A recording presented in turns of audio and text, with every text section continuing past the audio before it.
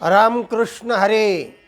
सज्जन हो, सर्व महाराष्ट्रातून भाविकांची जी मांदियाळी आहे, कार्तिकी वारीच्या निमित्ताने सर्वांचं लक्ष आळंदीकडे लागलेलं आहे. आणि माऊलींचं दर्शन आणि आळंदीची वारी म्हणजे सगळ्यांच्या जिव्हाळ्याचा विषय असतो. तर त्या निमित्ताने काल एक व्हिडिओ आपण केला आणि आज दुसरा भाग आपण सादर करीत आहोत, आळंदी महात्म्य म्हणून.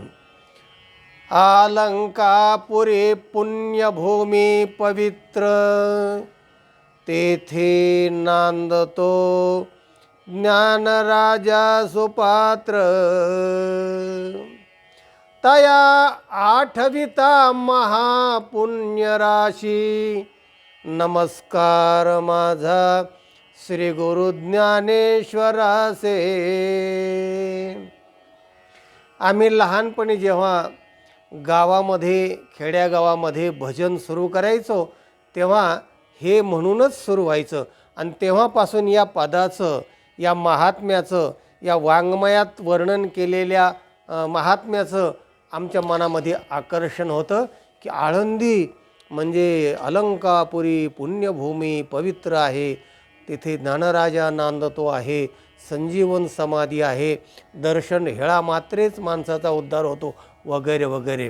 आणि आजही ते आकर्षण टिकून आहे, राहणार आहे आणि भविष्यातही ते राहणार आहे. अशा प्रकारचं जे महात्म्य आहे अलंकापुरीचं, तितकी वर्णन कसं केलं आहे बघा.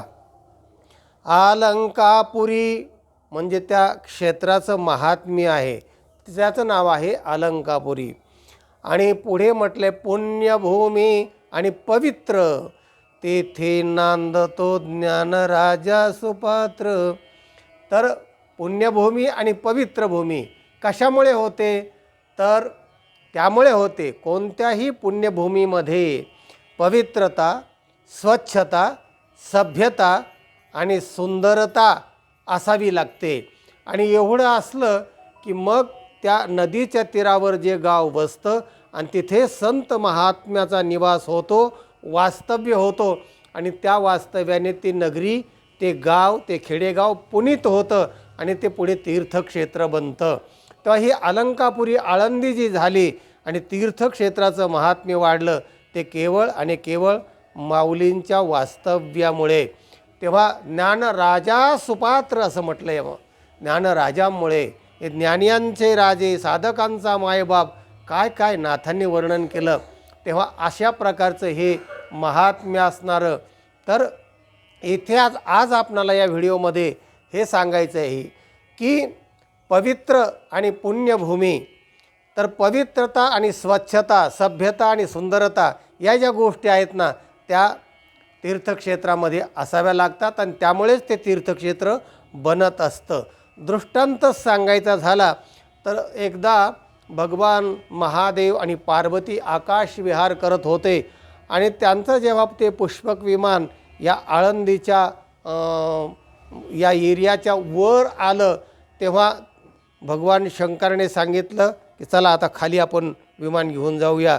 आणि खाली इथे आल्यानंतर एकदम ते लोळी घ्यायला लागले या आळंदीच्या भूमीमध्ये. तेव्हा पार्वतीला मोठं कुतूहल वाटलं. म्हणले देवा, हा काय प्रकार आहे, इथं तुम्ही गाढवासारखं हुशार लोळताय. त्यांनी सांगितलं इथे महान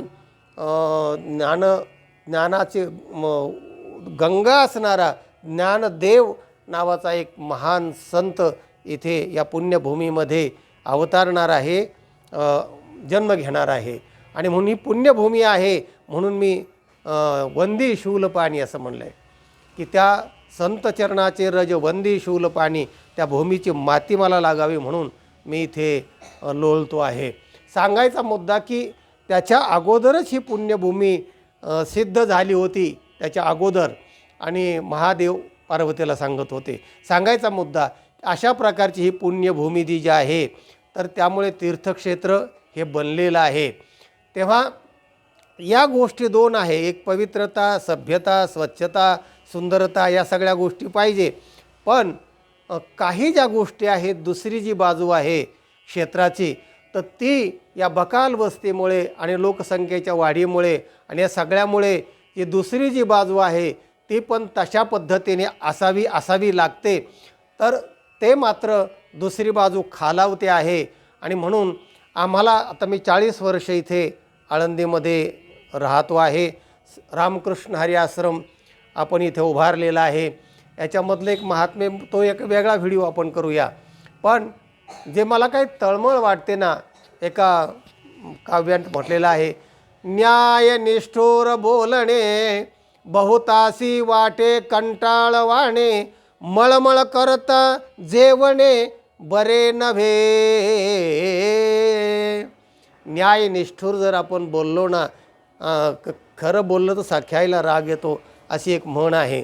तसं काही ज्या दुसऱ्या बाजू आहेत ना, त्या बोलणं फार गरजेचं आहे. आणि ते कंटाळवाणं वाटेल, भाविकांना थोडंसं कंटाळ वाटेल, हे कशाला काय.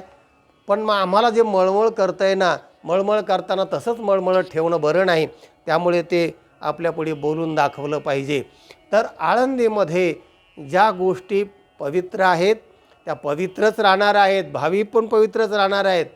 पण ते जे पावित्र्य आहे ते दोन प्रकारचं आहे. एक पावित्र्य आहे ते भौगोलिक पावित्र्य आणि दुसरं आहे सभ्यता. आणि ती सभ्यता म्हणजेच तीर्थक्षेत्रातलं पुण्यभूमी असं म्हटलं जातं. तर त्याच्यावर आपण दुसऱ्या व्हिडिओमध्ये विचार करू.